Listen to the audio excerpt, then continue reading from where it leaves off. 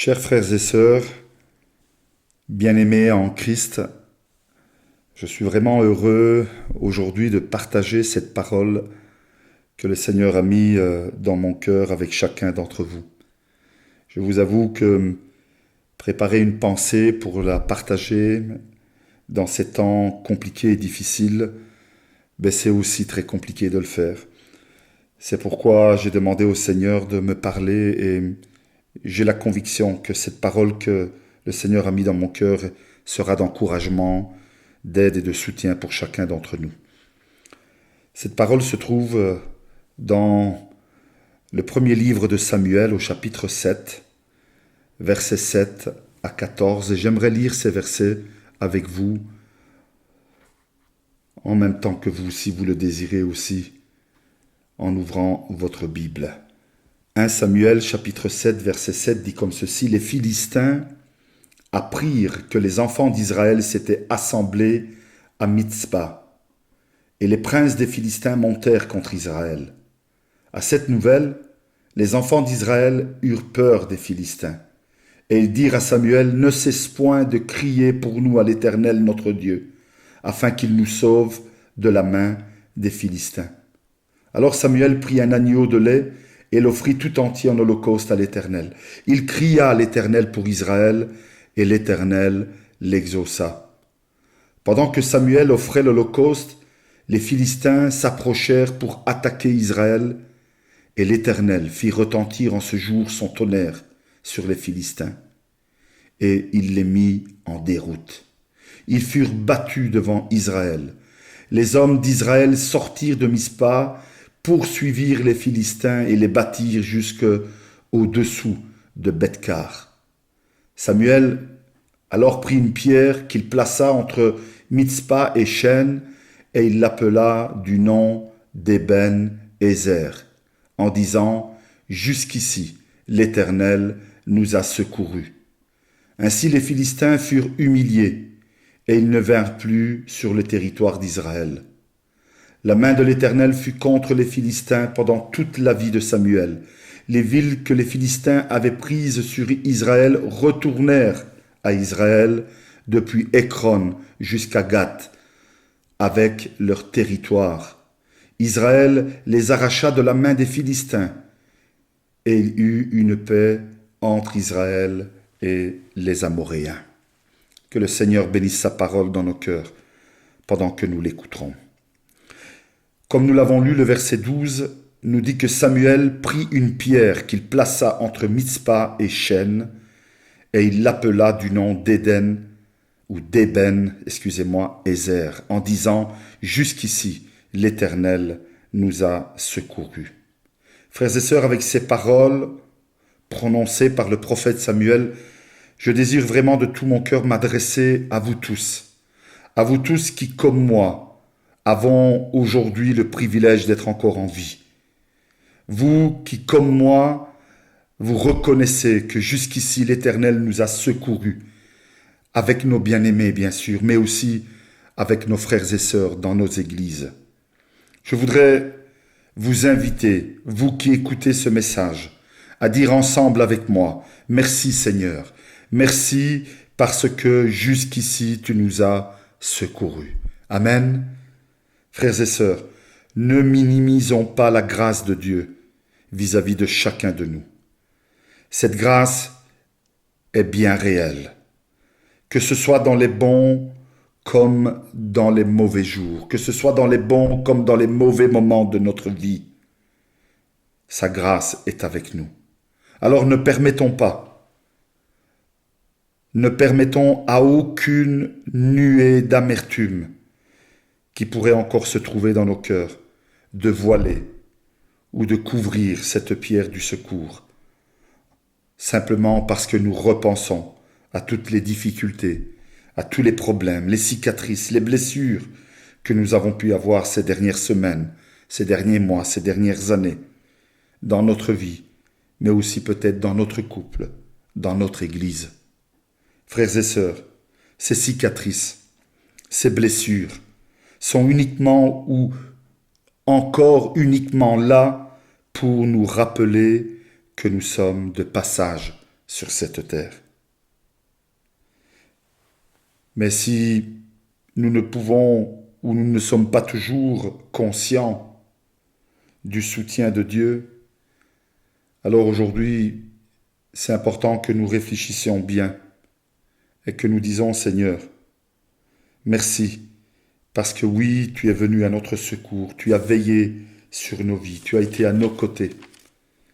Et si nous n'arrivons pas à en être convaincus, frères et sœurs, pensons quelques instants à combien sont décédés ces dernières semaines, ces derniers mois, combien sont encore entre la vie et la mort dans les hôpitaux, dans les urgences, dans les soins intensifs. Oui, frères et sœurs, jusqu'ici l'Éternel nous a secourus. Frères et sœurs, il est important que nous comprenions que cette pierre du souvenir que le prophète Samuel mit en évidence entre la ville de Chêne où se trouvaient les Philistins, les ennemis d'Israël, et la ville de Mispa où se trouvait le peuple de Dieu, eh bien, cette pierre que le prophète Samuel avait placée, il l'avait placée à la vue de tous afin de rappeler aux uns et aux autres que Dieu est pour nous un refuge et un appui, un secours qui ne manque jamais dans la détresse. Mais aussi, frères et sœurs, pour rappeler à chacun d'entre nous que celui qui se confie en l'Éternel est protégé.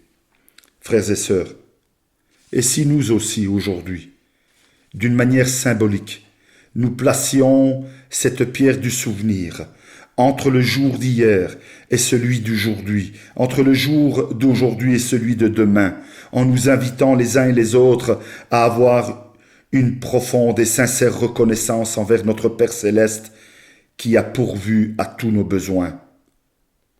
Oui, probablement quelqu'un pourrait dire: tu as facile, pasteur, à dire ces paroles, mais tu ne sais pas combien de difficultés j'ai pour arriver à la fin du mois. Tu as probablement raison. Mais vis-à-vis de ceux qui n'ont rien pour commencer le mois, est-ce que ce n'est pas un motif de remercier le Seigneur qui ne nous fait manquer de rien par le moyen de son secours? Probablement quelqu'un d'autre pourrait dire: pasteur, je suis déçu. J'avoue que je suis découragé parce que j'ai demandé quelque chose au Seigneur et je ne vois rien, je ne l'ai toujours pas reçu. Tu as probablement raison. Tu n'as certainement pas reçu tout ce que tu as demandé au Seigneur. Je le crois. Et tu sais pourquoi je le crois? Parce que moi-même, tout ce que j'ai demandé au Seigneur, je ne l'ai pas reçu. Mais une chose est certaine, en tout cas, personnellement, j'en ai la conviction. Comme moi, toi aussi, tu as reçu tout ce que tu avais besoin pour ta vie. Et si Dieu n'a pas permis que nous recevions tout ce que nous avons demandé, c'est qu'il y a un motif.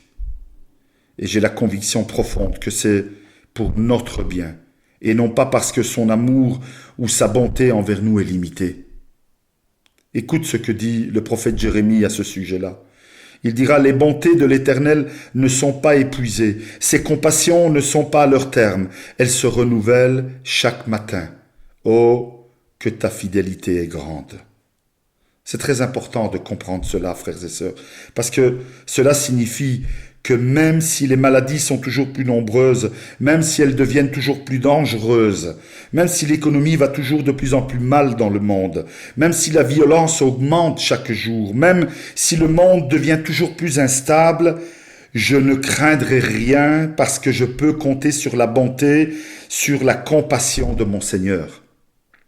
Et non seulement un jour, non seulement une semaine ou un an, mais chaque jour, parce que les bontés, les compassions de l'Éternel ne sont pas épuisées, ne sont pas à leur terme, mais se renouvellent chaque matin envers moi. Et Dieu n'est pas un homme pour mentir. Ce qu'il promet, il l'accomplit, car il est fidèle à sa parole, il est fidèle à ses promesses. Frères et sœurs, j'aimerais aussi que nous comprenions que cette pierre n'est pas seulement une pierre du souvenir, mais aussi une pierre qui nous invite à regarder vers l'avenir.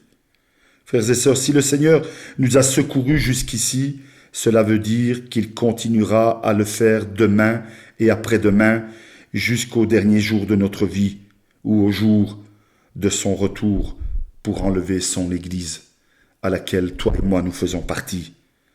Unissons-nous donc avec les paroles du psalmiste, lorsqu'il dit « Seigneur, tu as été pour nous un refuge de génération en génération, avant que les montagnes fussent nées, et que tu eusses créé la terre et le monde, d'éternité en éternité, tu es Dieu.